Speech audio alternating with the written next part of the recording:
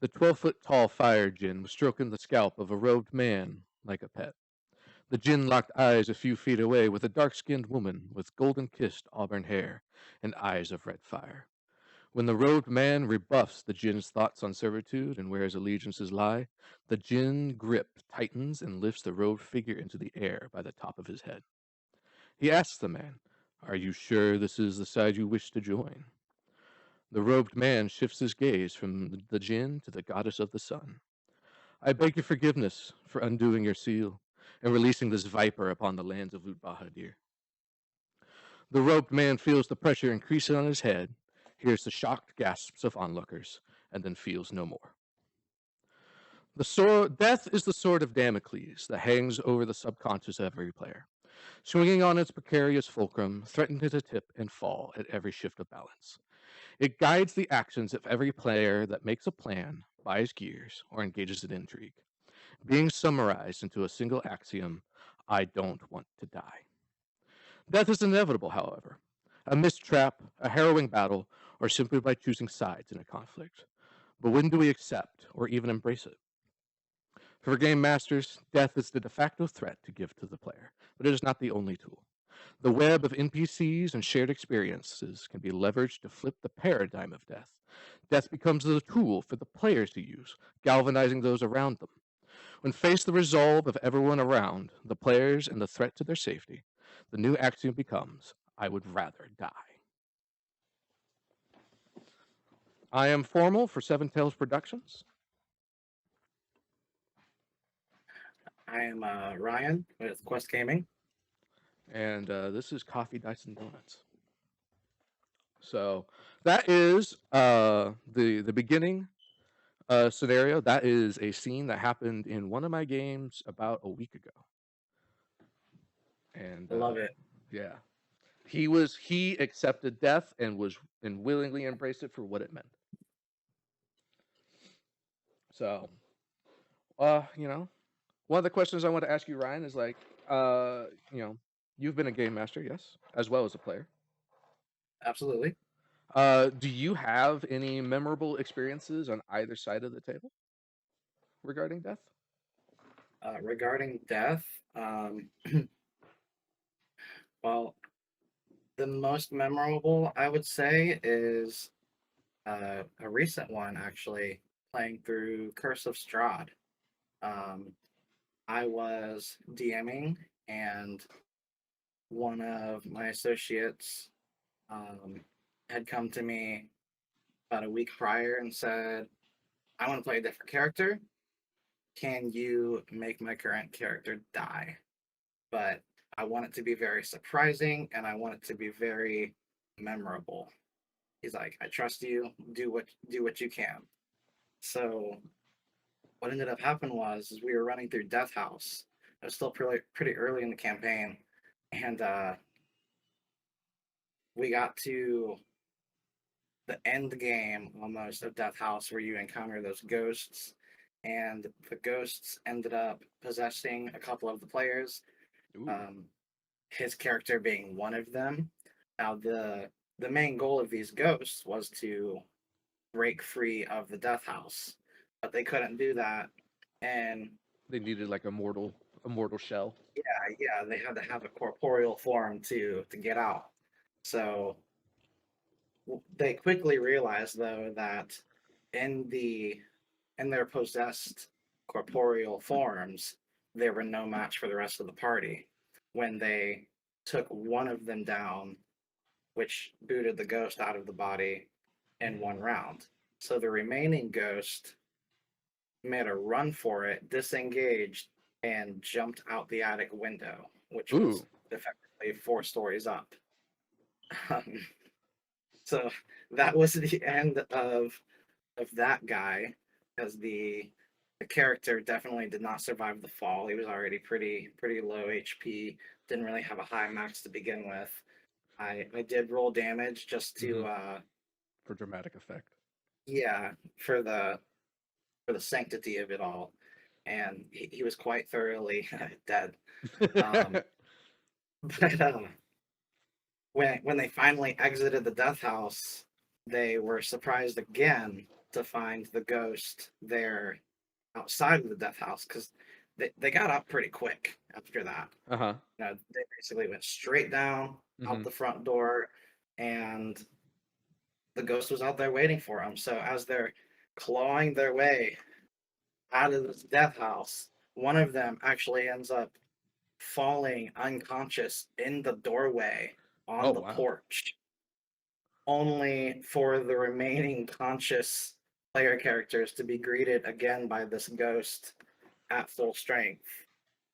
And another battle ensued. Anyway, it was a great time, Mhm. and everyone loved it. Oh, did you have any clerics in your party? I cast Raise Dead. Uh,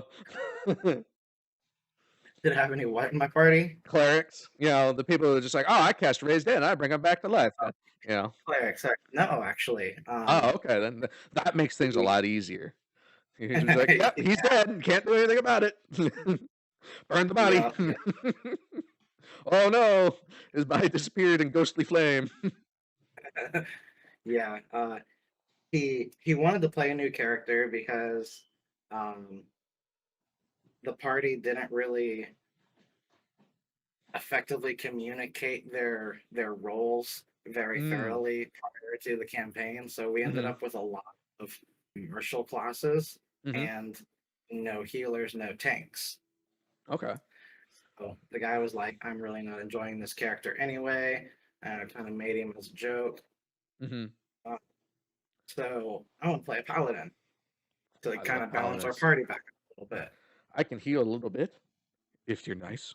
Yeah, yeah. A little bit of healing, definitely some tanking, Mhm. because we got none of that going on right now. Right, and smite for damage. Yeah, yeah. So it's like, just give me a glorious death, Yeah. and this character will be put up on the shelf for memories of a later time. And yeah, it was great. I like well, I like it when players accept death for one, because when you had like I said, when the web NPCs and everything, like when one character dies, I do feel like at a lot of tables like, oh, that character's forgotten. Well that was just the player. His character died. He came up with a new character, and they treat him exactly the same, more or less. Right. Um, and that's fine. But I do like to explore the areas where like people identify this as a unique and individual character. So when that one dies, next one's completely different. It's like, oh yeah, that guy. He was his own thing. One of the games that I'm running right now, I had a player character. He died in combat. He died a rather, well, I can't really say glorious. Like it wasn't his fault. It was just like there was a plan, and then, as every plan is, it fails at the first hurdle because that's just how plans are.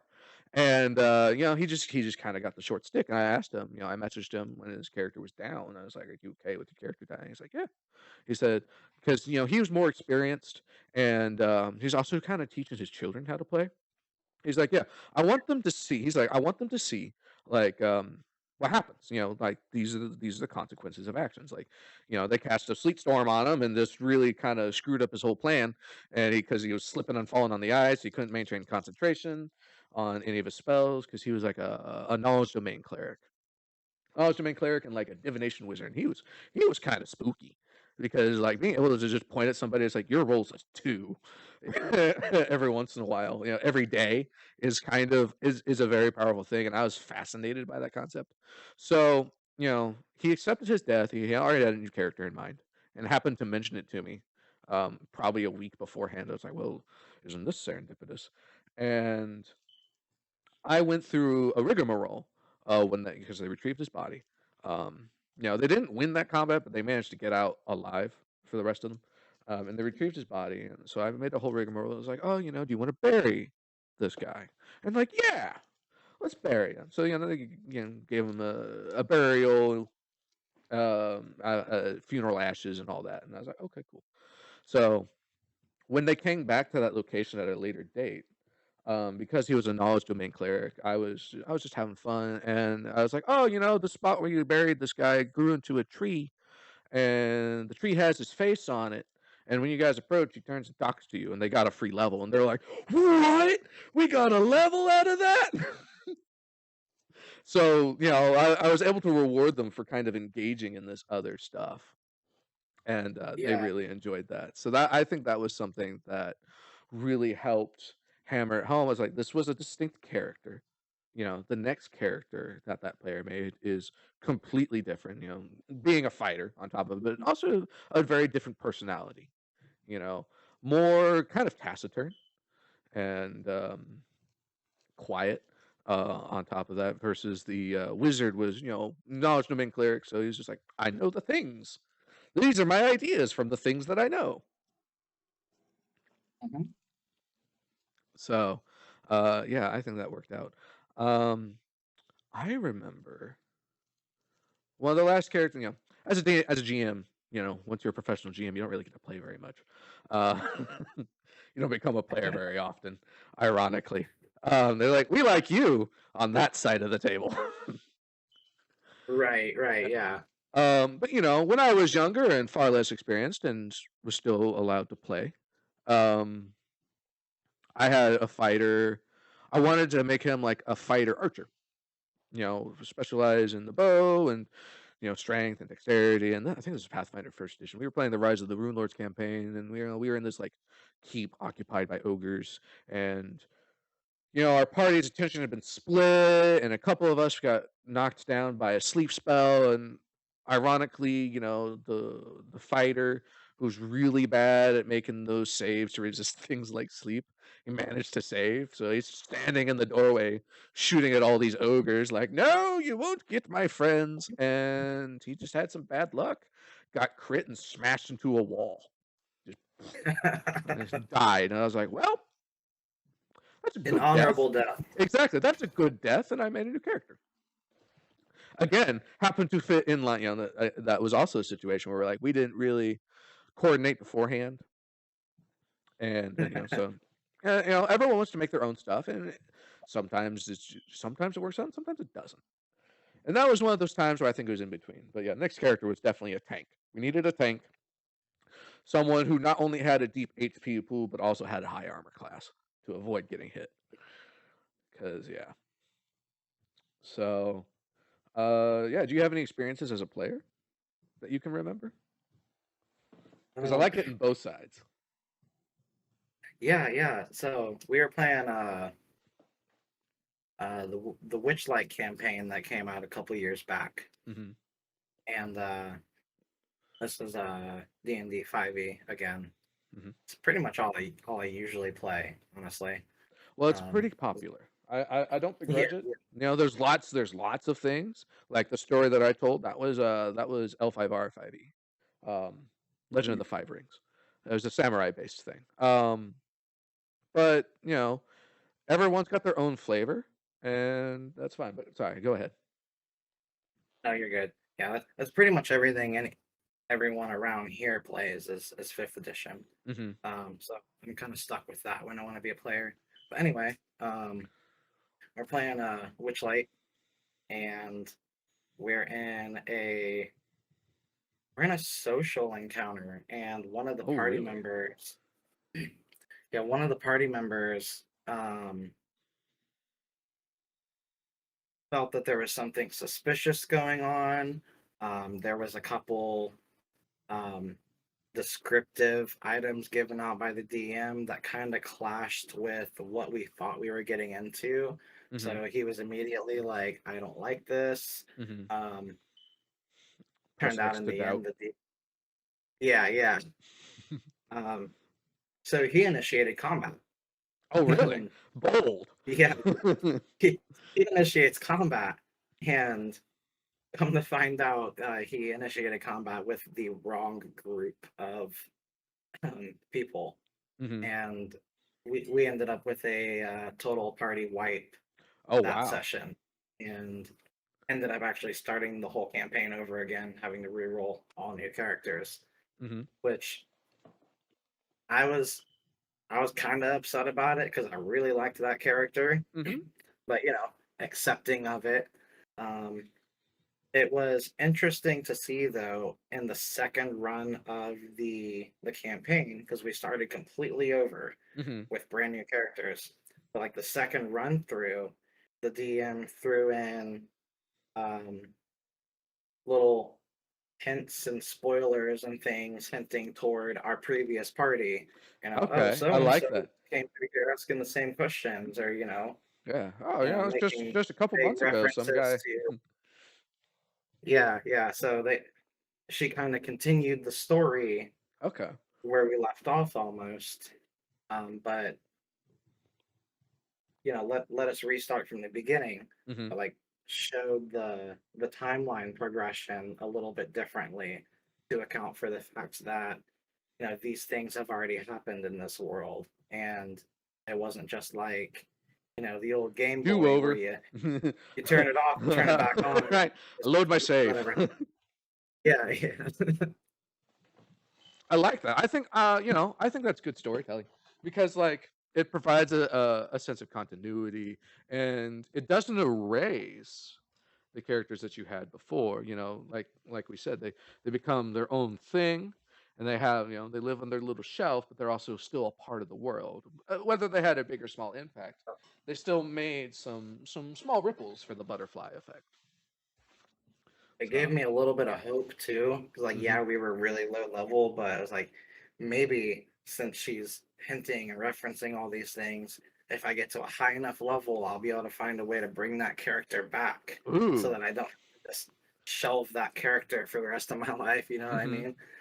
I really like the character, so it's kind of a little bit more motivation too to move the story along. Like mhm. if I can't figure out what happened to this guy from Well, that point of view.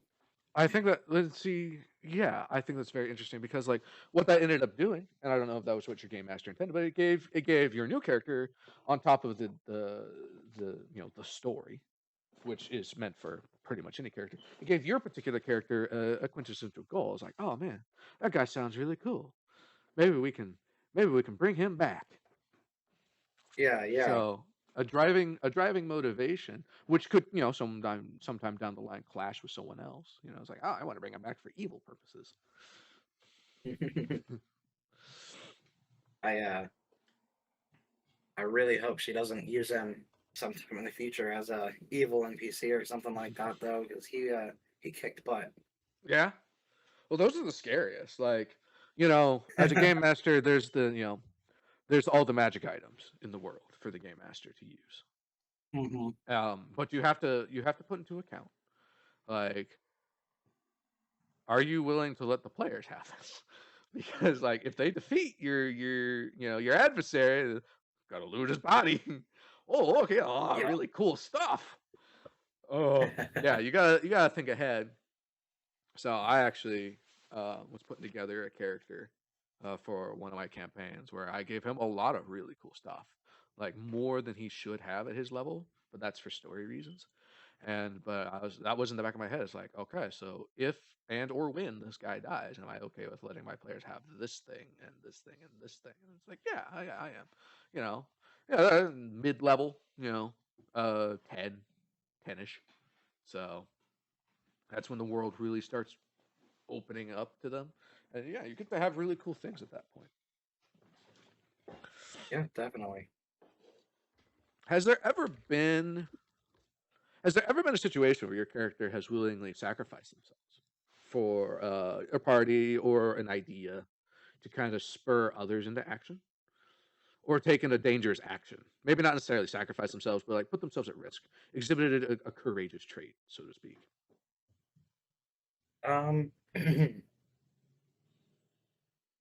Thinking back to a campaign I played in maybe 10 years ago, I was an arcane archer fighter Hmm. um, out of the Xanathar supplement.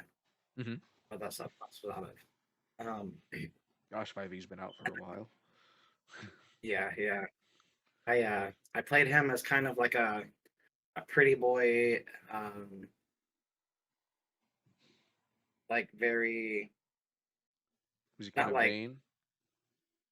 Yeah, yeah, a very vain Okay. character. So he always wanted to be a show off. He always had Hmm. to be, you know, dressed nicely and the whole nine yards.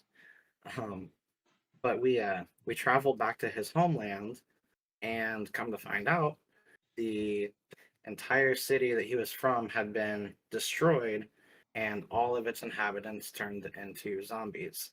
Ooh. Um, yeah, that was probably one of the most memorable. I don't know if you really call it a dungeon, but Hmm. one of the most memorable playthroughs we've ever had. So anyway, the we are trying to get to the center of town for some fetch quest or something like that, and we make it to one of the defense towers about halfway through there, and we're looking down, and just the streets are just overridden with zombies. Just too many to fight, too many to walk through, so on Hmm. and so forth. So we're up at we Some might say we actually apocalyptic. yes, yes, very, very. Like, think of some of the if you've ever seen the TV show The Walking Dead, get some Hmm. of those scenes where like the town is just getting overwhelmed to Hmm. the point that everyone's just like, we're all going to die. There is no way out. That's Hmm. kind of what it was looking like. We had gotten about halfway through this town, and we got into this watchtower because we didn't have another way to go. We were completely surrounded. We were going to die. So we darted into the first building that we could, the nearest building we could find. We busted down the door, we filed inside, and we barricaded it behind us. We knew the barricade wasn't going to hold, so we went up, and then we knocked out the staircase behind us or whatever it was. We're essentially trapped in this Hmm. building. Um, so from there, the DM gave us a good line of sight. Hmm. Excuse me. Nice Good line of crow's sight. nest. Yeah, kind of plan our next move. We were able to take a short rest, get some HP back, do some planning. So we pretty much had a whole session of planning. Hmm. Um, so eventually we get to a point where we decide if we go out this back window or whatever it was. I think it was like the wall was crumbled away, so it was like just open space. Hmm. Um, so if we go out this way, if we can find a way to get down, there will be a window that we can get from here and get over to this building, and then try and repeat the process all over again. I was like, that's the only possible hope that we saw. Hmm. So my character took the initiative and tied off a rope and literally just made a run for it, and like repelled off the side of the building and down. And we were only like 2 or 3 stories up, but nobody else was. Everyone was, that's not gonna work. We're all gonna die. Apocalypse. Um, but my guy wanted to be the show off. He wanted to be the cool dude. Hmm. Um, I'm the hero. he's like, yeah, yeah, we're doing this. It is gonna work. I have faith in us. Um, and we ended up making it to where we needed to go, but it took several sessions Hmm. because we effectively building hopped, Hmm. and we would have to. We didn't even have time to stop for combat. If we stopped for combat, we would get overwhelmed. So Right. it was Here more or comes less, more.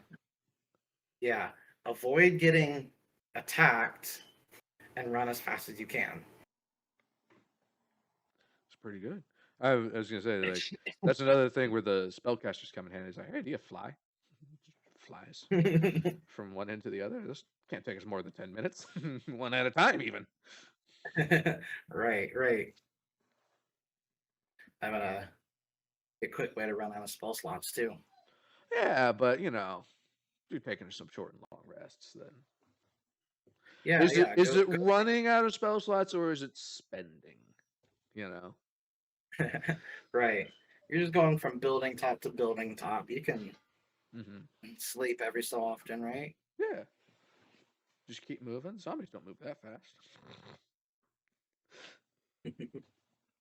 So, I remember one of the messages that you sent me is that you had one of the talking points you had in mind was about the mechanical side of death and character creation, right?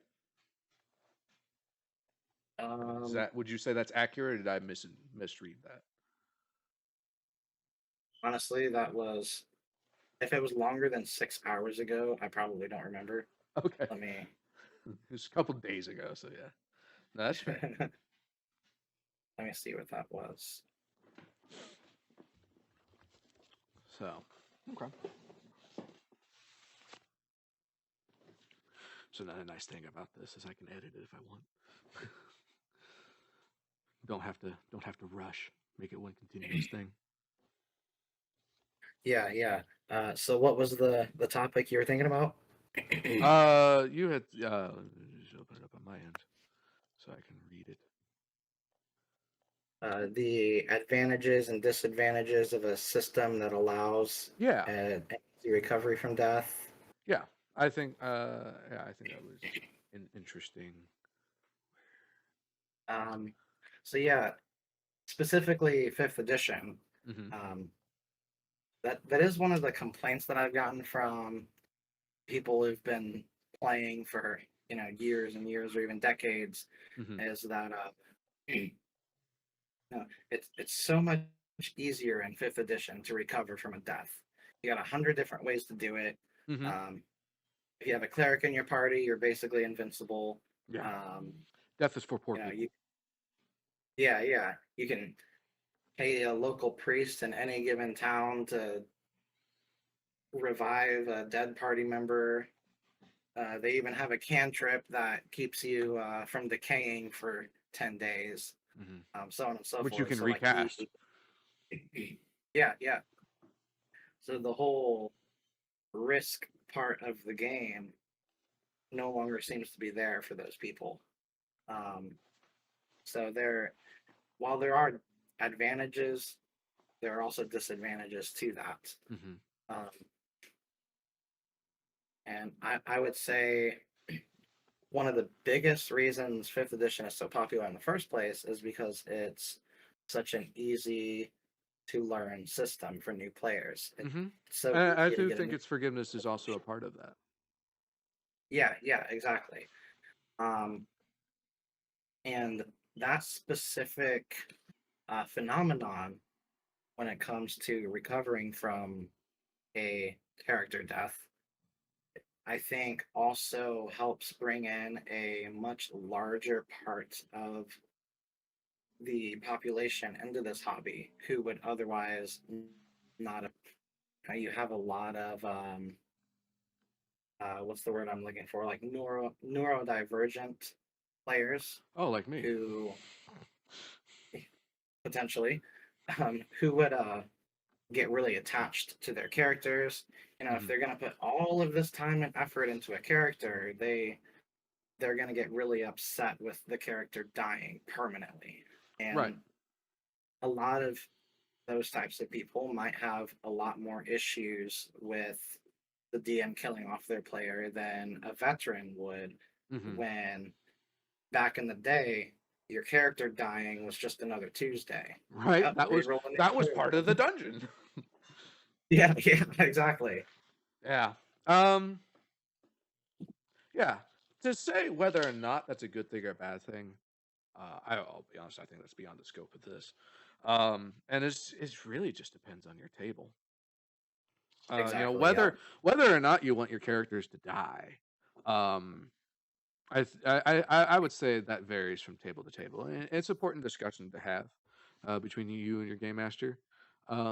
It's it is definitely the easiest way to maintain pressure on your players because, like, no matter what, you want to maintain some amount of pressure, maybe not constant pressure. If you always feel constant pressure, then after a while it just kind of feels like the same. But once it comes and it goes, changes forms, maybe it's in a different spot. Um, that's how you're able to keep the game fresh. Um, do you have any ideas? I'm curious. I'm curious about your game mastering style. You can ask these questions back, but like, do you have any ideas? Like, well, let's say death is off the table. Well, what's the threat then? You can't kill your players; they're immortal for whatever reason. So Are you asking my opinion on how to motivate the players without killing them outright or without the threat of killing them outright? Yeah, I would say without the threat, you know? Like, because, like, these games could take place in all sorts of forms. There's, once you attain godhood, because that's on the table. That was on the table for one of my players. I was like, man, this guy's doing a lot of crazy stuff.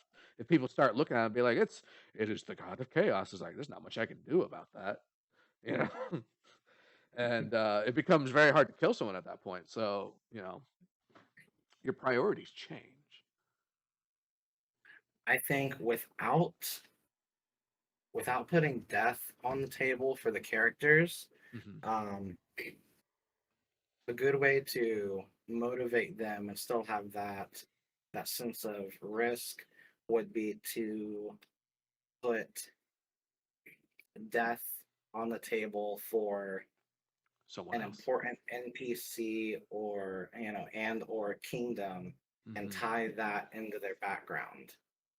So yeah, if you're in one of those parties where you got a cleric or even two, you've got high magic, there's a priest in every city, so on and so forth.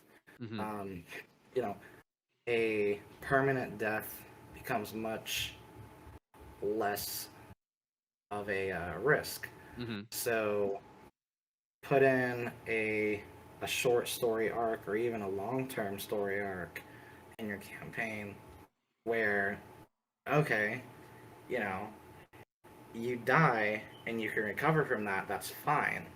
But you have 7 days in game to stop yada yada from happening, All or these things take time. yeah, or like, Death, coming back from death is an ordeal. yeah, it's like, okay, well, the invading army that is encroaching on your homeland is going to destroy it unless you do yada yada, and Hmm. you cannot fail at this. So that can put a little bit of that sense of urgency and risk into what they're doing. And Hmm. it's like, oh well, I'm not afraid of death, but I am afraid of losing. Yes, and that's very similar to a line of thinking that I also had is that if death is not on the table for that person, that's fine. You know, you all love something I can take away. Exactly. Yeah. Your favorite sword, what have you? Your pet kitty cat. Now it's captured by the evil, mer guy who's petting it while he's making his Yep. Machiavellian plans. There's always something. The oh yeah, the first character. Excuse me. The first character I ever played. This Hmm. was many years ago. Was a wizard, and I grew pretty attached to him as a new player, and we we went down the wrong path one day. The storyline said to go this way. Hmm. We went this way, and What's in we that dark, paid for it. shadowy place? Yeah, yeah. We paid for it by encountering an ancient green dragon. So Oh, the DM was oh, like, "All right, I'm not gonna." He didn't say this out loud, but in his mind, he's like, "I'm not gonna completely wipe the entire party, but they're gonna learn to not meddle in things that they're not big enough for yet." that's So fair. the Dragon says, "What do you the offer ancient me for your lives?" exactly, that's exactly how it went. It's like, what do you have? What do you have? Is Hmm. basically the question the dragon offered. Why should Like, I what do not consume you for lunch? you? So everyone kind of pulls all their stuff together. We can offer you this. I think you have more to offer than that. What else do you have? It's like now we're starting to sweat. Like, oh, magic. Like, well, there went my. I had a wand that was giving me like a +2 attack bonus or something like that at that uh, point. I think we were like level 10 or 11. And yeah, I very, very regrettably had to hand over this wand to keep my life. And so I got a little bit of a power decrease after that. Yeah. But But yeah, you got a player experience boost. And yeah, one yeah. could argue that is uh more important. I didn't think so at the time. No, that's fair. Yeah, no, that player that I had that first story about at the beginning, he straight up cheated death, like straight up cheated death several times. The game system had this one like really kind of obscure thing that he could do, that he could roll for, that would bring him back to life for a game session. If he did it powerful enough, it would bring him back permanently. Um, but yeah, so Nice. he was living on borrowed time, but it was something that his character didn't straight up know.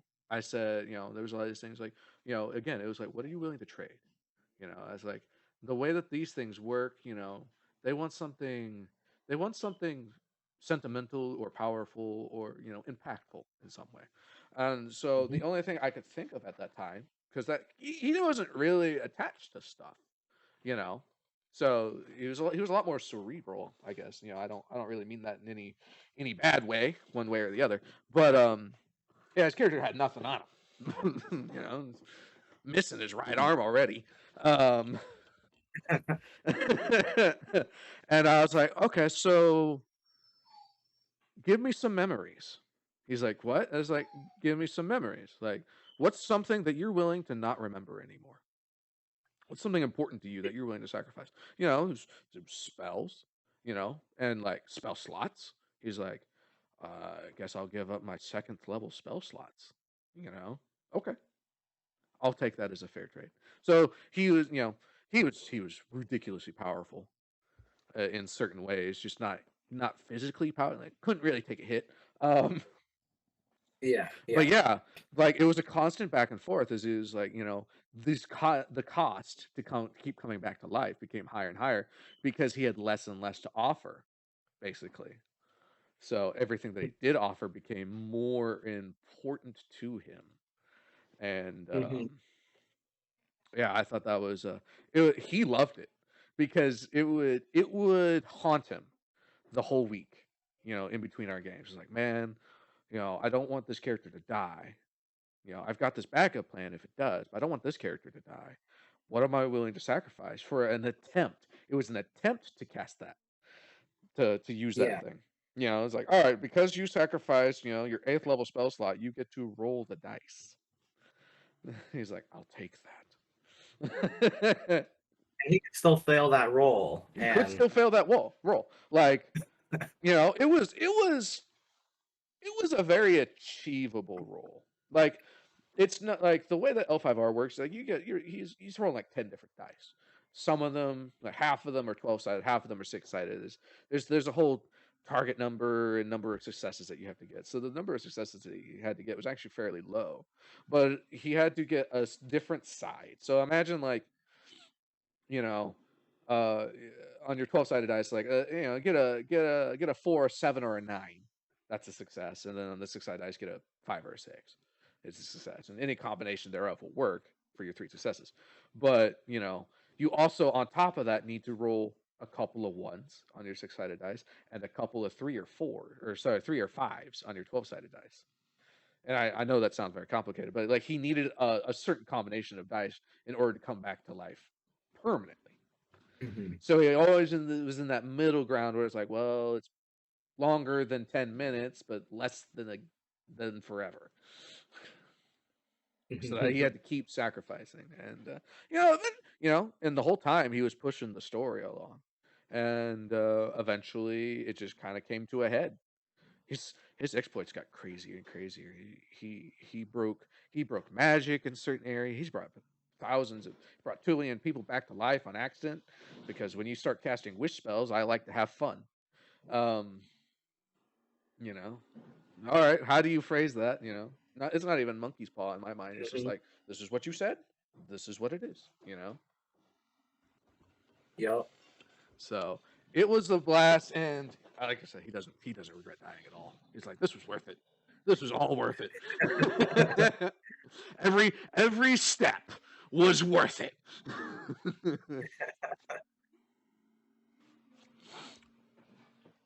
So, I like that. hmm yeah, and he keeps coming back for more. So, and one of the benefits for him, it's less of a benefit for me monetarily. He's the only player in that session in that game. You know, I'd prefer to have 4 people. I'm open to having Mhm. more people, but he's the only one who's available at that time and slot, and he's paying me to be there. And I've been friends with him for the better part of a decade. So it's like, sure, we're buddies. I'll run a game just for you. The pace of that is drastically different than what you would expect for a 4-player game. The average party size, because like Yeah. the average party size, like we all have to at least maybe not agree, but at least have a majority vote. And there's a lot of discussions like, well, I think about this and this is the information that I got. Versus he is just one guy. You can just be like, well, I'll go over here now. Like no reason, you know. Man, there's a lot of tough choices ahead. I'm just gonna go on a different track. Oh, okay. Let me give me 5 minutes. But like I said, he loved it. He loved it. So, and ultimately it led up to that moment. So It was awesome. I think everything worked out. Uh, but is there anything that you want to tell these people watching about yourself before we go? I honestly can't think of anything specific that I would say. What is Quest Gaming? What do you do? Well, if you if you ever find our work out there, I feel like the work itself kind of Mm-hmm. speaks for itself. Mm-hmm. Um, we try very hard to achieve the highest quality possible, and all the things that we do, especially when it comes to our fifth edition modules. Mm-hmm. Um, Everyone that I have, um, the large team of people who have come together to create these modules are all very experienced in what they do, whether it's just cartography, whether it's creating a story, Mm-hmm. um, you know the artwork behind it I think is also very impressive. um, so honestly, if anyone ever wants to ask me, what is it that you do? Mm-hmm. The first thing I do is I find the closest available module of mine that I have published, and for some reason, I always seem to have a few of them handy wherever I Well, based go. on what we were saying earlier, it sounds like you have 3 of them handy at any given time. Yeah, yeah. So I always pull one of those up and I just open it up and go, "This is what I do, man. This is my dream. This is my passion. This is what I've always wanted to do for decades, and I love every minute of it." So I think it's very rare to find that kind of passion Mm-hmm. in someone's work.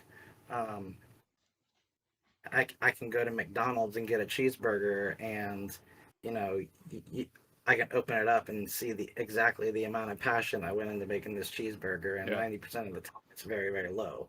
Right. Um, so that being said, I feel like um, people enjoy what they get out of it. Mm-hmm. So Where that's can what it's people about. find your stuff? Um, questgamingrpg.com is our website. Mm-hmm. That's where you're going to find the best prices for everything we have to offer. We still have a couple product lines that aren't even available on there yet, Ah. that we've been testing out. And do you guys still make handmade figurines? We are still doing the handmade terrain and stuff like that. Mm-hmm. Um, we run out of that pretty thoroughly. A lot of the stuff that we've been making, we end up selling out before we can even get it posted on our website. Wow. Between different events and stuff that we attend, festivals we go to some local trade shows, stuff like that. So people love our stuff, and honestly kind of a little struggling a little bit to keep up with it. Hey, it's a good problem to have. So, Yeah, definitely. all right. So I'm Formal for Seven Tails Productions and Ryan for Quest Gaming LLC. Thank you for joining me. That will be No all for problem. I today. appreciate you having me.